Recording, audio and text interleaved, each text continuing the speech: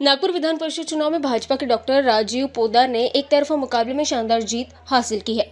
चुनाव में डॉक्टर पोद्दार को 682 वोट मिले, जबकि कांग्रेस उम्मीदवार अतुल लोंढे को केवल 130 मत प्राप्त हुए। एक मत अवैध घोषित किया गया।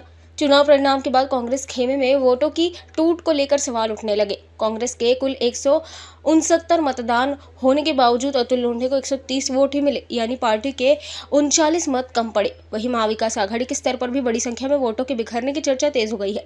राजनीतिक गलियारों में इसे भाजपा की रणनीतिक बढ़त और विपक्ष की संगठनात्मक कमजोरी के रूप में देखा जा रहा है। परिणाम ने नागपुर की राजनीति में नए समीकरणों पर चर्चा शुरू कर दी है। आमच्या जवळ महायुती म्हणून 582 मतं होती आणि मला 682 मतं मिळाली आहे। म्हणजे 100 मतं ही महायुतीजवळ जेवढी मतं होती त्यापेक्षा अधिक ही मला मिळालेली आहे।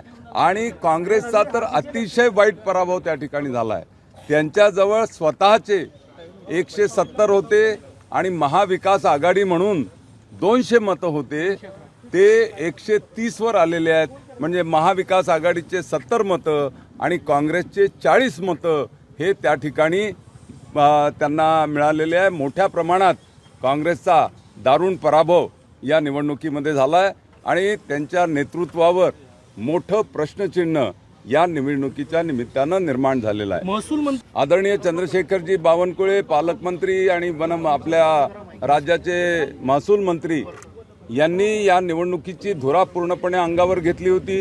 अतिशय सूक्ष्म नियोजन, अतिशय चांगलं नियोजन या निवडणुकीमध्ये त्यांनी केलं। ते पूर्णपणे खंबीरपणे माझ्या पाठीमागे उभे होते।